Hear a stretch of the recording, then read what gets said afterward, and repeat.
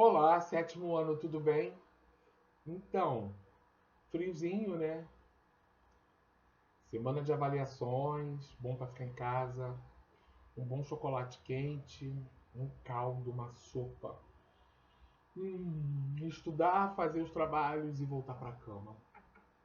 Ah, eu anexei alguns vídeos muito bons que vocês vão adorar assistir. Veja, muitas coisas são interessantes que poderão cair na avaliação de artes que estará disponível na plataforma a partir de quarta-feira. Ok? Então vamos lá? Retrospectiva. Bom, eu falei no início desse bimestre, terceiro, graças a Deus, logo sobre algumas comidas. Algumas comidas que têm características brasileiras, né? O churrasco, estou dando spoiler do que pode cair na avaliação, a origem do churrasco, como é feito o churrasco e qual é a região em que se come o churrasco. Professor, se come churrasco sempre no churrasco aqui nos encontros finais de semana aqui em casa. Sim, mas qual é a origem? Veio de onde? Não é verdade? Aqui no Brasil. Dentro do que eu falei na videoaula. Não adianta ir lá no Google e de repente você encontrar outra informação. Tá bom? O angu baiano, que é maravilhoso, que é algo com essa temperatura. Eita, delícia cortar assim, ó. Língua, fígado, tudo quanto é tipo de carne. E aquele molho assim do angu eu adoro. Quem já foi no angu do Gomes sabe do que eu tô falando. Tá bom? Falei do baião de dois, que é aquela mistura do arroz, né, com várias outras informações, inclusive o feijão e as suas características de onde ela é. Falei da feijoada, então, ó, churrasco, angu, baião de dois, feijoada, qual delas irá cair na avaliação? Além disso tudo, eu me lembro também que antes eu comentei sobre o maracatu, ok? O maracatu, que é um encontro religioso, podemos dizer um cortejo, aonde nós temos ali a fé de um povo preto, adaptado às realidades vivenciadas nesse novo país, onde temos três culturas de base, a africana, a indígena e a branca, e com isso cada um puxa um pouquinho e aí a gente vai tendo várias informações. Informações essas que eu estou aqui falando e que vou permanecer falando. A Folia de Reis, né, que é baseado num conto bíblico muito pequenininho, acho que é de São Mateus. E outra coisa, não existe nem comprovação da existência deles, tá? Eles poderiam ter sido 5, 6, né? Existem muitas controvérsias nesse aspecto, tá? E o maculelê, gosto muito do maculelê, tá? Que é uma dança e ela era realizada enquanto os escravos estavam no seu trabalho. Pode ser no intervalo, pode ser após a refeição, ou pode ser enquanto, tá, os capitães do mato, os fazendeiros não estivessem tomando conta. Então era uma fase de entretenimento, uma fase, um momento deles de relaxarem e lembrarem, né, de seus hábitos, sendo que eles usavam esses bastões. Esses bastões começaram sendo bastões de cana, ó, plantação de cana de açúcar. E por isso existe também alguns que dançam maculelê com o que? Com facão. É emocionante, porque parece que vai decepar o braço de alguém a qualquer momento, tá?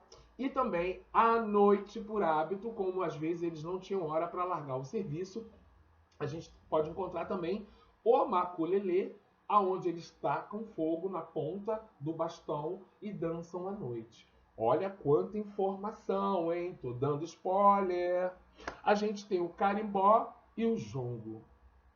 O carimbó com as suas saias, presentes também no jongo e no assunto que eu vou falar hoje.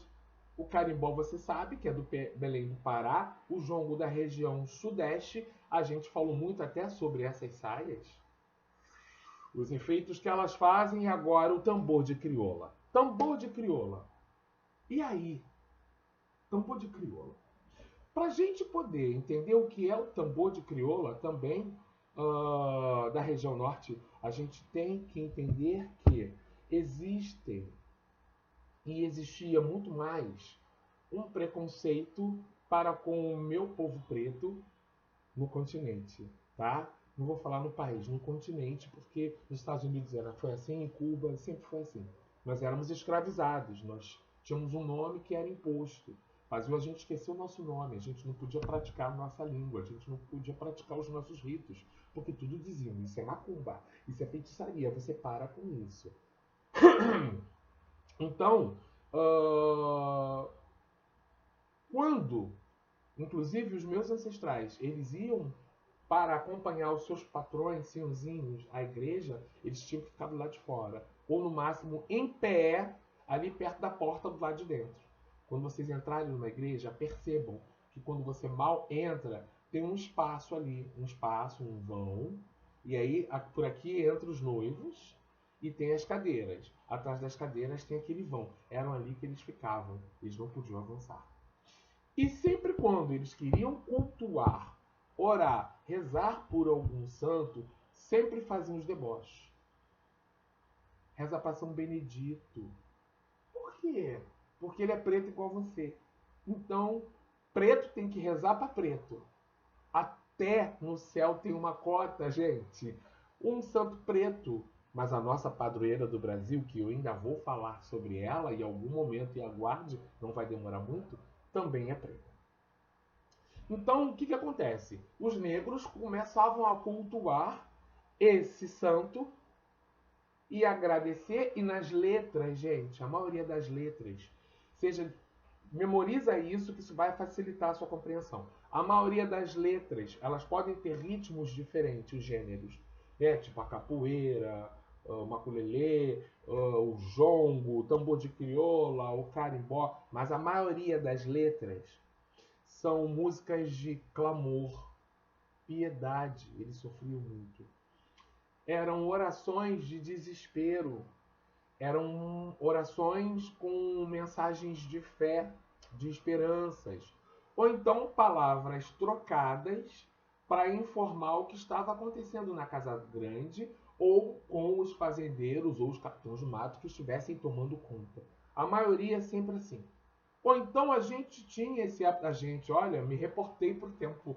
Então, eles tinham esse hábito de também fofocar, fazer comentários através de música, porque aí a pessoa nem poderia imaginar que por trás daquilo tudo que estava sendo falado, com mensagens trocadas e inclusão de palavras em Yorubá ou Banto. Yorubá ou Banto são dois dialetos, tá? Uma outra coisa que eu sempre vou falar aqui com vocês. Quando a gente fala de um país, a gente diz que eles têm um idioma, certo? Alguns falam francês, o outro inglês, o outro português, o outro... Mas quase sempre, quando a gente fala dos indígenas e quando a gente fala dos povos pretos do continente africano, não é idioma. Eles chamam de dialeto. O que é um dialeto? Uma linguagem que é utilizada apenas entre eles. Então é um idioma. Concorda comigo? Eu vou colocar que é idioma, não vou colocar dialeto não. Então, isso é uma coisa muito ruim.